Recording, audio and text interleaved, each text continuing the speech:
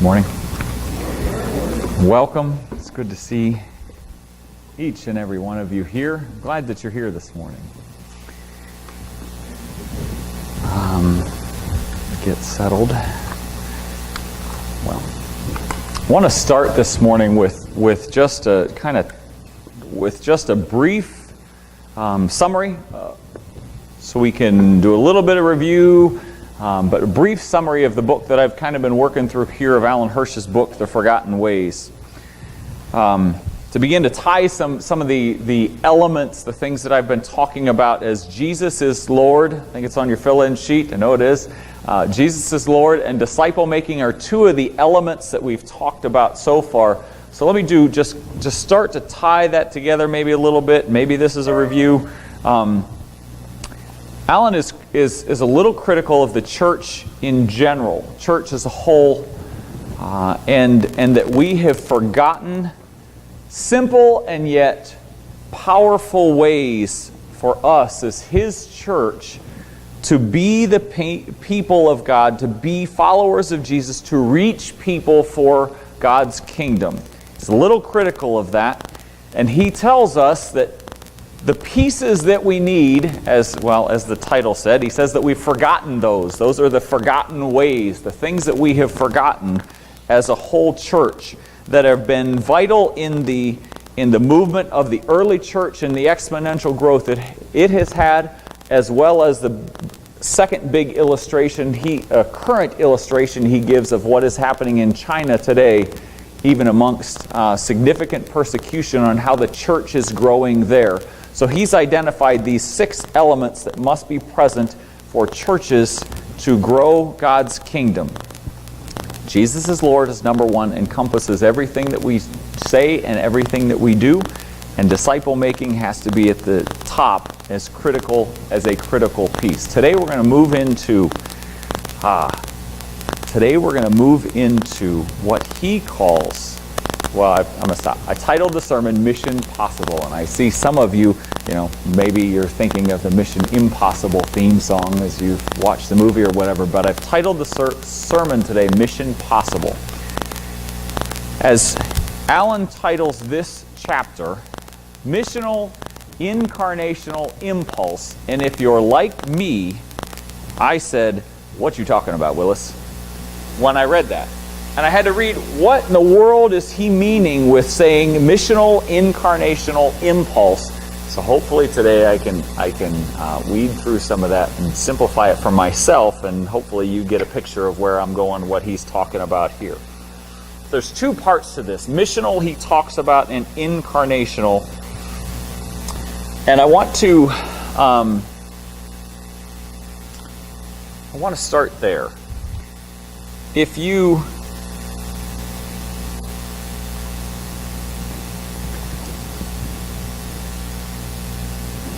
I want to start with, maybe you have, I hope that I have not portrayed, as I have significantly talked about being disciples, making disciples, and us being sent and going into the world, and have hinted at and have clearly stated that I think change needs to happen as we look at our current state in the culture that we're in.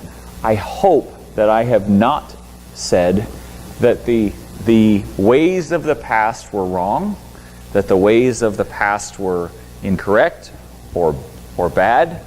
I don't want to say those things. The ways that we, quote unquote, used to do church, I think they were effective for the time. Let me read this statement and you'll see where I'm going. Why is it not here? Okay. No, I have it that way.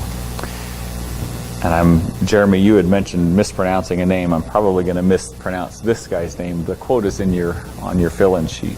Helmut Thielicke, that's what it says this: "The gospel must be proclaimed afresh in new ways to each generation." So I don't ever want to say what was in the past was wrong or incorrect, but the way culture has changed, We as a church need to change so that we are speaking the gospel into the current culture in ways that are effective for them to hear.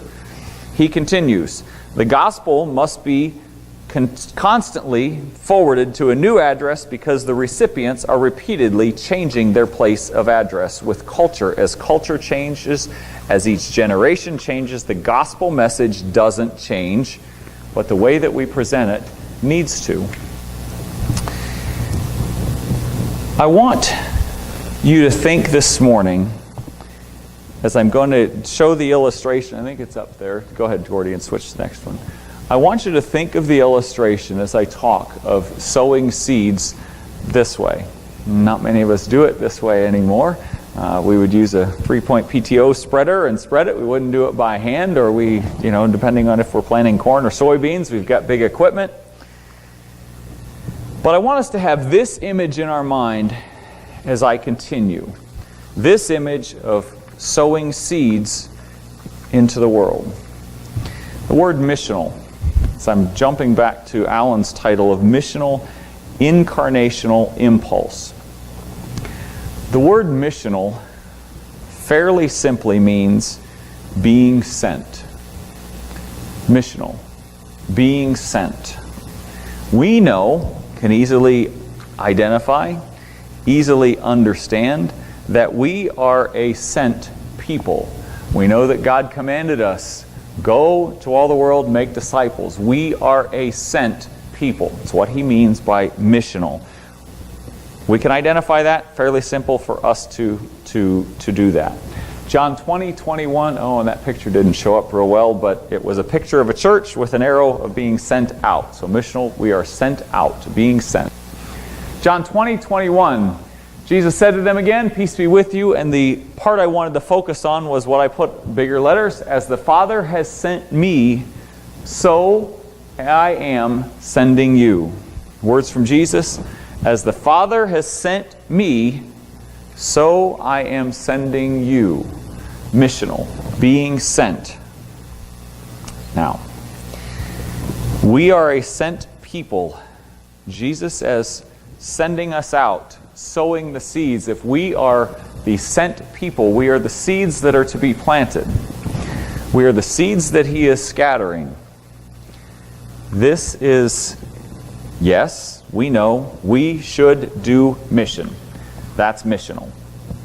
Now, the challenging of that missional incarnational, to me at least, I'll speak for me, missional incarnational, I go, what does that mean?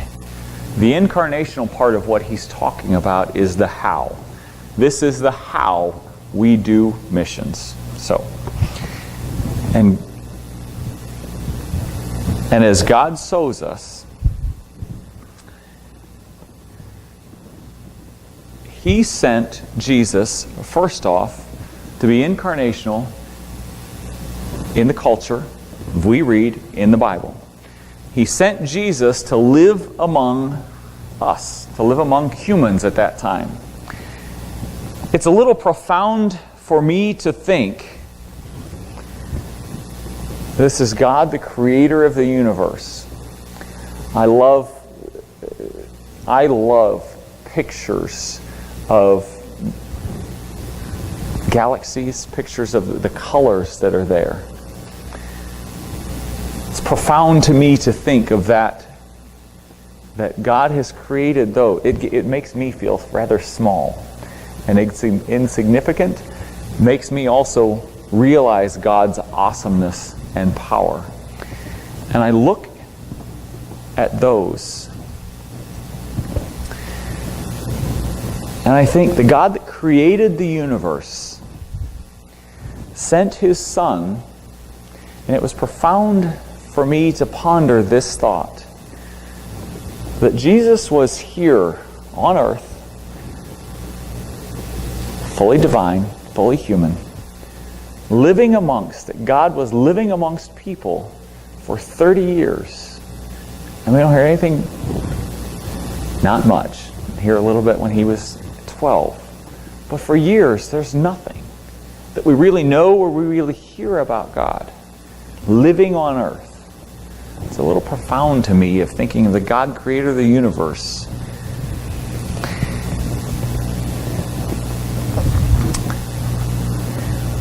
Incarnational is to be among us. So for us, the takeaway is for us to be among people. Not for us to change people first. Wow, I'm going to back up. God tells us that one. Thank you. If we're the seed in this image, and I want us to consider and think about where your house is, where you work, where you live, where you play, the hobbies that you do, the people that you interact with, and think of that quote-unquote culture as the soil in this image. And you are the seed, and God says, I want you right here for a purpose. And what does that seed do? As it's watered, as it's fertilized, it begins to grow and changes the culture around it. It has impact on those places it lives. It has impact on those places it works, it plays. You get the illustration, the connections. In the soil around are your kids, your family, your neighbors, your hobbies, your work, your play, places where you shop. And God says, right here, I want you to make an impact for me. Missional part, we can see that you were sent here. The incarnational part, to be among, to live among those neighbors, to live among the people that you work with. That's the missional, incarnational summary connection.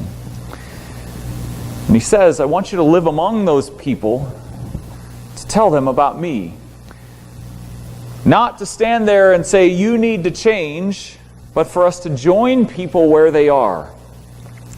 John 1:14, again, and the Word became flesh and dwelt among us, and we have seen His glory.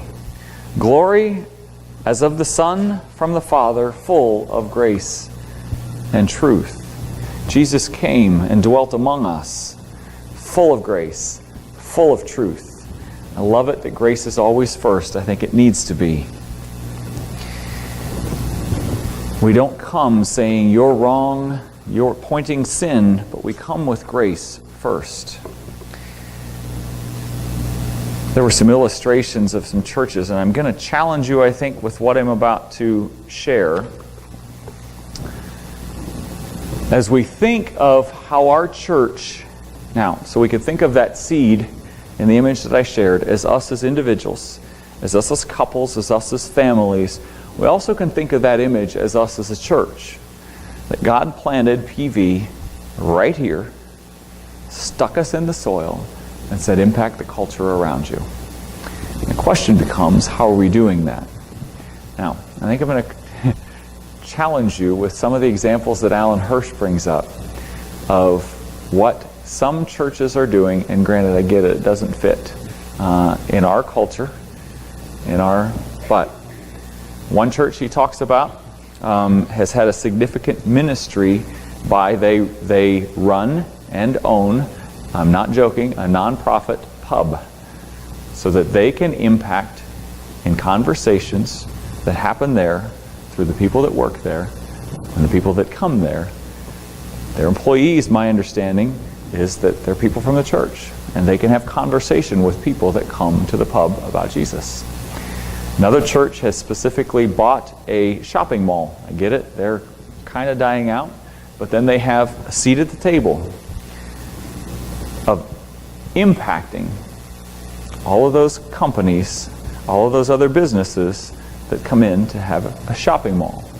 Coffee houses are one of the, I think, more familiar trends that we may know about, where churches, not necessarily just inside the church, but churches will fund and operate a coffee house that is in a local community. Different examples. So the question that I have is, how does that look for us? I want to read by acting incarnationally. Missionaries, all right, that's us, being sent, we are missionaries, church is a missionary. Missionaries ensure that the people of any given tribe embrace the gospel and live it out in ways that are culturally significant and meaningful to their tribes. Let me use this illustration, Gordy, and then I'll come back to where my notes are. I'd like you to picture a man in the African bush that's poor, and yet the priest of a church. And the church has been built as missionaries came in a Gothic-style church. And the man that is the priest, or has been put in as the priest, is dressed in some sort of European clothing. Maybe, and you could take whatever context you want, maybe it's suit and tie, maybe it's some sort of robes a lot of denominations wear. You put on, you get the idea. And yet, what the missionaries that placed him there, or the church that put him there, haven't taken into account is the culture that he's in. Poor aren't going to be dressed like him. And then the church struggles and eventually closes its doors because it wasn't culturally significant. Didn't take into account the place that he was planted.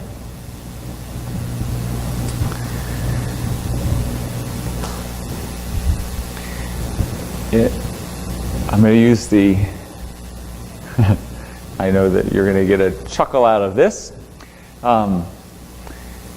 Alan Hirsch describes a section of his book, and he describes it this way, and it's on your sheet. Making babies is fun. And so if we think about that in terms of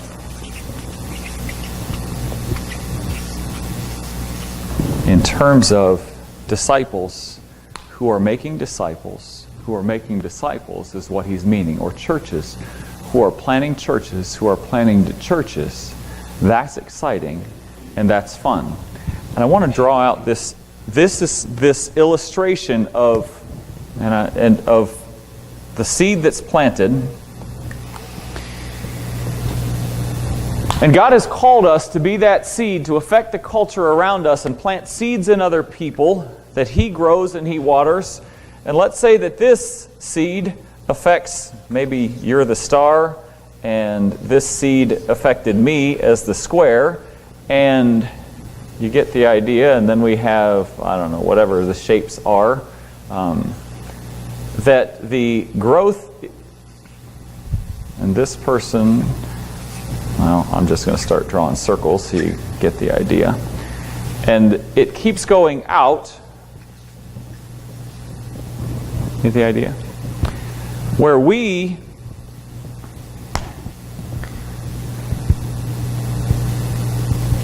if we are this seed and we don't do our job, when God presents us with God presents us with the opportunity to speak grace, speak truth, and make disciples who are making disciples. If we don't do that, I wonder the lives that are affected because we haven't stepped up. Get the idea? We could keep drawing the diagram out farther.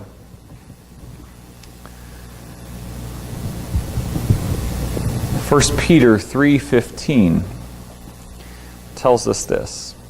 But in your hearts, revere Christ as Lord. Always be prepared to give an answer to everyone who asks you to give the reason for the hope that you have. But do this with gentleness and respect.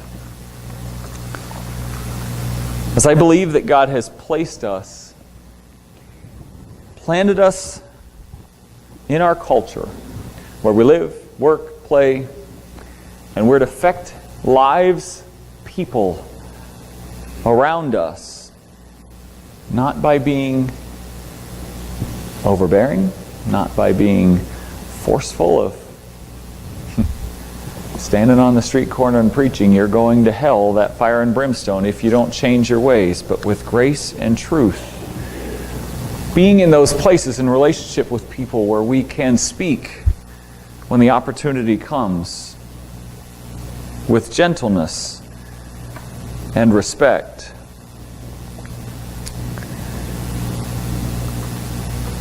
And the lives that it impacts for Jesus. I copied on the back of your fill-in sheet. So as we think about, or as I have thought about, what does that look like here? The question becomes, how do we do it? What are some practical steps? And you can look at that square chart on the back, and I'm not going to draw it out. It's easier to understand where you have it. As we begin to think some practical applications, some ways of how does this play out as the church? If we immerse ourselves in the culture, or if God has placed us where He has placed us, we are immersed in the culture of where we are, people around us. We learn about what's happening there, and I think that's what's a little bit of what is where we're at with the Laundry Love that we're just starting to talk about and put into place. As we're learning about it. As we go the first several times, the first several months, we're going to be learning about people. We're going to be learning about culture, people's lives and what's happening there. We're going to make some interpretations, which moves us on to translating as we see the circle on the inside. We're listening, observing, we're identifying, brainstorming ideas. And that moves into doing and then improvising and adjusting. So as I've talked about last week, as we move on to trying new things, as we move on to new ministries, we interpret, we learn, we translate, and we try and we adjust. I want to encourage us to do that. You and I are sent. We often think of that as being sent into a foreign country. I find it striking that there are foreign missionaries that are being sent to us in America. Believe that we are sent. We are missional. We are sent to right where we are.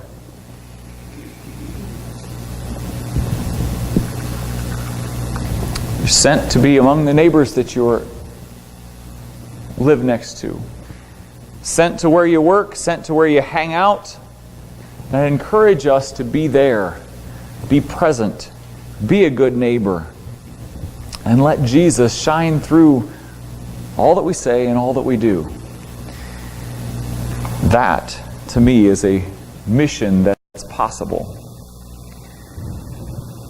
John 20:21 again says, Jesus said to them, "Peace be with you. As the Father has sent me, even so I am sending you." And John 1:14, "And the Word became flesh and dwelt among us." As we, my words, are to dwell among our neighbors, dwell among where we live, work, and play.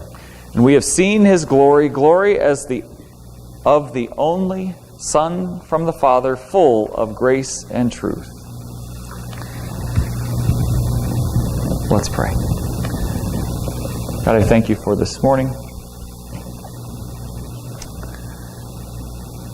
I thank You that You have come with grace and truth.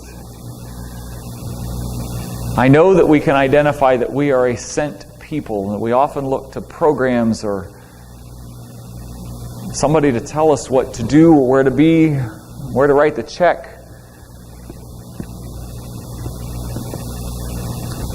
But for us to realize that the part of that is that we are to live it out among our neighbors, we are to live out a life for You, where we live, work, and play.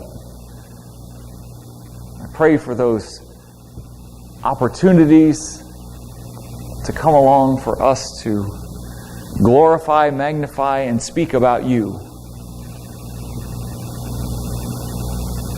Sometimes those are through joyous occasions, and sometimes those are through sad occasions. knowing that every step of the way you go before us. Sometimes we enter with fear, but you are already there. We also don't know how you've been working in people's lives, and that they need to hear the encouraging word come from our lips. In your name I pray. Amen.